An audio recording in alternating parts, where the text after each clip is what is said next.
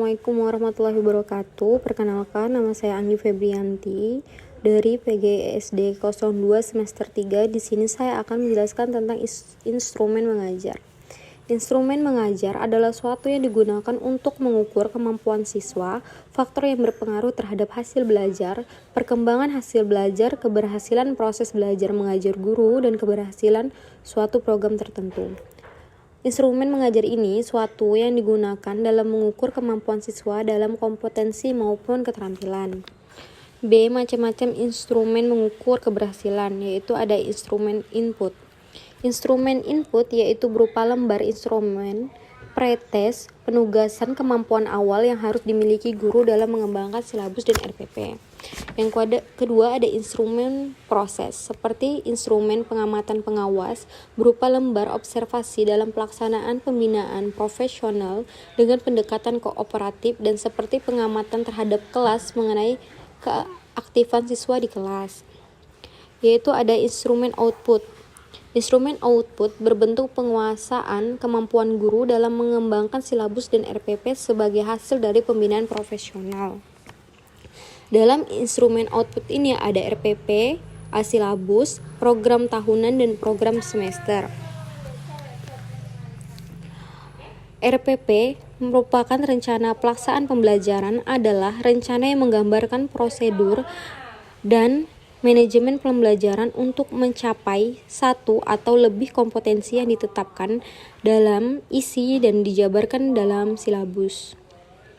Langkah-langkah menyusun RPP yaitu yang pertama, mengidentifikasi dan mengelompokkan kompetensi yang ingin dicapai. Yang kedua B, mengembangkan materi standar yang merupakan isi kurikulum. Yang ketiga C, menentukan metode dalam menyusun RPP rencana pelaksanaan pembelajaran. D, melakukan pengembangan rencana pelaksanaan pembelajaran tersebut. Yang selanjutnya ada silabus, merupakan salah satu bentuk penjabaran kurikulum. Terdapat komponen dalam silabus yang hendak dicapai peserta didik yaitu SK, KD, indikator materi dan pembelajaran. Langkah-langkah pengembangan silabus yaitu mengkaji kompetensi inti. Yang kedua, mengkaji kompetensi dasar, berarti kita akan mengkaji dulu apa yang termasuk dalam kompetensi dasar tersebut. Yang ketiga adalah C, mengembangkan indikator kompetensi. Kita mengembangkan bagaimana indikator kompetensi tersebut. Yang selanjutnya ada D, mengidentifikasi materi pembelajaran.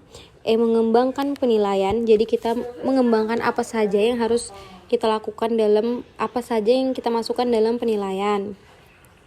Ada F, pengalokasian waktu. Ada G, menentukan media atau alat, bahan, dan sumber. Jadi kita menggunakan media apa yang akan kita gunakan, alat seperti apa, dan dari mana sumbernya itu. Terus ada prinsip-prinsip pengembangan silabus. Yaitu A, ilmiah. Keseluruhan materi dan kegiatan dalam silabus harus dapat dipertanggungjawabkan secara keilmuan. Yang B, relevan, yaitu cakupan, kedalaman tingkat kesukaran penyajian materi silabus harus sesuai dengan tingkat perkembangan fisik, intelektual, sosial, emosional, dan spiritual peserta didik. C, konsisten. Jadi dalam silabus itu kita harus konsisten, misalnya harus sesuai dengan kompetensi dasar, indikator materi pokok atau pembelajaran, kegiatan pembelajaran, sumber belajar, dan sistem penilaian.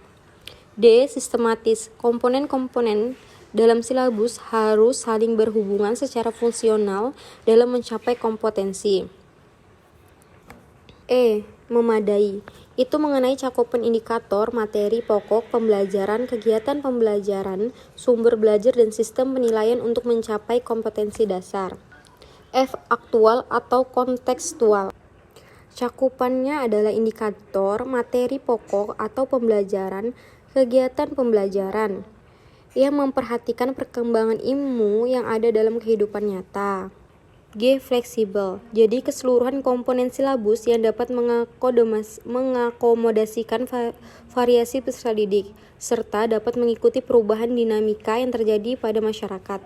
Materi ajar pun ditentukan berdasarkan atau memperhatikan kultur daerah masing-masing. H, menyeluruh. Artinya Menyeluruh ini, silabus mencakup keseluruhan ranah kompetensi seperti kognitif, efektif, dan psikomotorik. Yang terakhir, desentralistik. Maksudnya, pengembangan silabus bergantung pada daerah masing-masing atau sekolah masing-masing. Ya, selanjutnya ada program tahunan. Program tahunan merupakan program umum setiap mata pelajaran untuk setiap kelas, berisi garis-garis besar yang hendak dicapai dalam 1 tahun dan dikembangkan oleh guru mata pelajaran yang bersangkutan.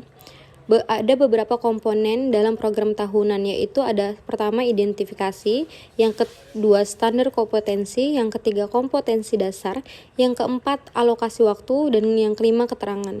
Langkah-langkah menyusun program tahunan sebagai berikut. Pertama, kita mendaftar kompetensi dasar setiap unit berdasarkan kompetensi dasar yang telah disusun. Kedua, kita mengisi jumlah jam setiap pelajaran.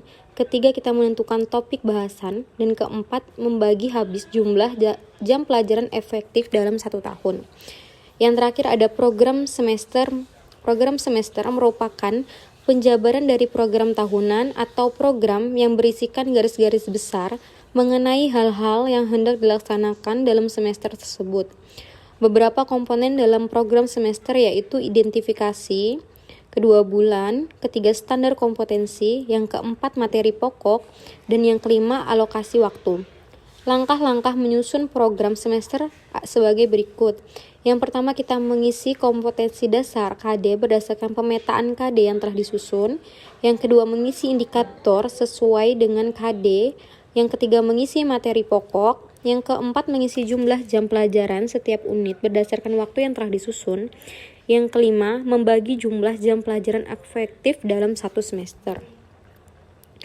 C. Faktor-faktor pendorong dalam pengembangan silabus dan rencana pelaksanaan pembelajaran. Faktor pendorong itu ada 6, yaitu pertama, minat terhadap tugas merupakan dorongan untuk memilih suatu objek berupa kegiatan atau pekerjaan yang diekspresikan dengan perasaan suka. Jadi, minat terhadap tugas ini dorongan untuk kita memilih sesuatu pelajaran yang misalnya kita suka. Misalnya kita suka penjaskes, jadi ada dorongan untuk kita belajar tentang penjaskes tersebut. Yang selanjutnya, tanggung jawab terhadap tugas. Jadi kita mempunyai tuntutan atau melaksanakan tugas itu yang menjadi kewajiban kita, seperti kita mengerjakan tugas, mengumpulkan tugas. Yaitu sarana dan prasarana adalah sesuatu yang digunakan untuk mendukung kegiatan belajar siswa. Sarana dan prasarana ini digunakan dalam pendukung siswa.